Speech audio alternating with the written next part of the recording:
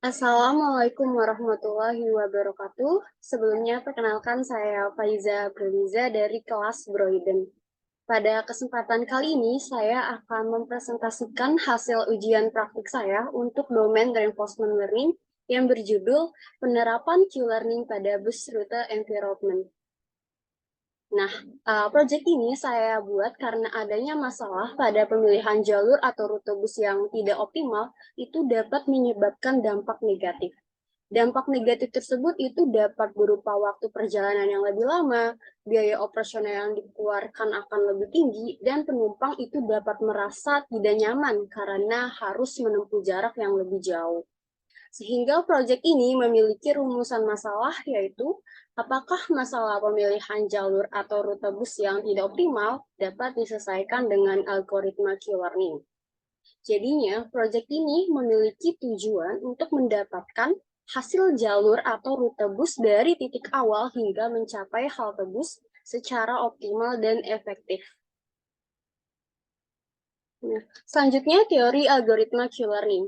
Q-learning sendiri itu termasuk ke dalam TD control, di mana dia termasuk off policy gitu. Q-learning adalah salah satu algoritma reinforcement learning yang digunakan untuk mengoptimalkan keputusan yang diambil oleh agent dalam suatu lingkungan atau situasi tertentu. Algoritma ini didasarkan pada konsep Q-value, yaitu nilai ekspektasi reward yang diperoleh jika agent melakukan action tertentu pada suatu state dalam lingkungan. Nah, konsep dan cara kerja Q-learning. Q-learning itu terinspirasi dari value iteration, di mana dia akan sampel an action dan mengobservasi reward dan state selanjutnya.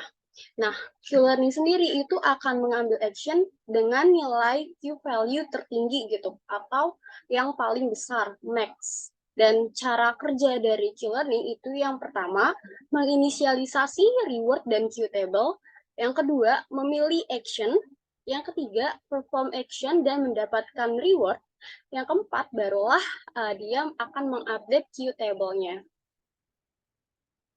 Nah, pada proyek ini itu mengangkat studi kasus terkait bus rute, di mana pada kasus ini itu memiliki objektif yaitu untuk membantu robot bus untuk menemukan halte bus dengan step yang sedikit dan menghindari obstacle yang ada.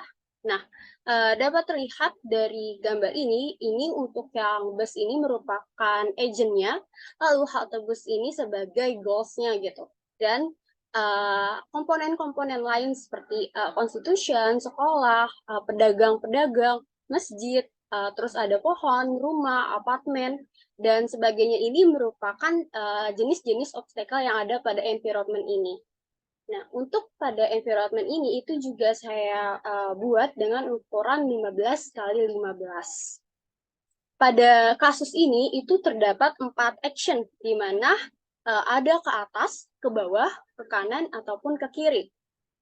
Sesuai dengan langkah yang pertama itu adalah inisialisasi reward. Nah, bagaimana sih reward yang didapatkan oleh agent pada environment ini gitu?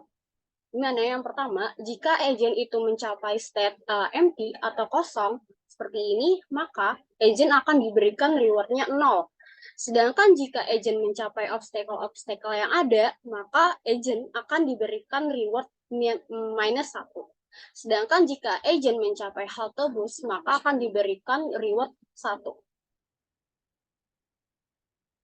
Nah, pemodelan reinforcement learning ini itu saya buat dengan hyperparameternya sebagai berikut gitu. Di mana untuk learning rate-nya adalah 0,01, discount factor-nya 0,9, serta epsilon greedy-nya juga 0,9.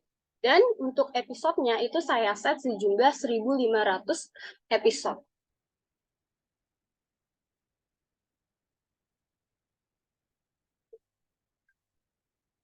Nah, ini untuk environment yang telah saya buat, di mana saya itu step 15 kali 15. Lalu untuk obstacle-nya itu ada 13 jenis obstacle gitu. Yang pertama itu ada mosque, masjid, terus ada pohon, lalu ada rumah, lalu ada gedung konstitusi, sekolah, road close, shop, shop 2, terus ada apartemen, ada gereja juga, lalu ada pedagang 1, pedagang 2, dan pedagang 3. Di mana dari ke-13 jenis obstacle ini saya buat masing-masing keseluruhan jumlah obstacle pada environment ini adalah sebanyak 63 obstacle gitu. 63 obstacle dan masing-masing ini memiliki titik koordinatnya sendiri-sendiri gitu. Lalu untuk goal point-nya ini saya menggunakan halte bus itu sebagai goal point, sedangkan untuk bus itu sebagai agentnya gitu. Nah, ini untuk hyperparameter yang saya buat, di mana learning rate-nya itu 0,01, terus ada reward ticket atau diskon faktornya 0,9, epsilon greedy-nya juga 0,9. Lalu untuk episodenya itu adalah 1.500.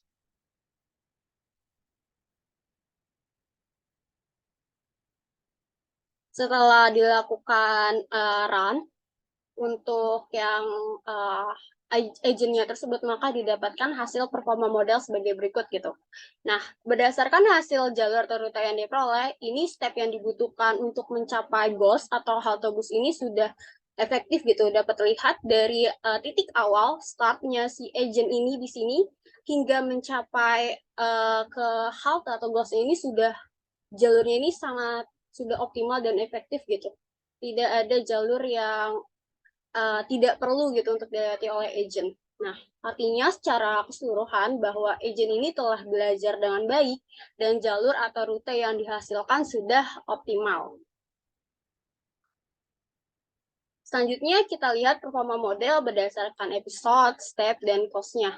Nah, dapat terlihat dari grafik ini bahwa semakin banyak episode itu tidak mempengaruhi jumlah step yang dihasilkan gitu.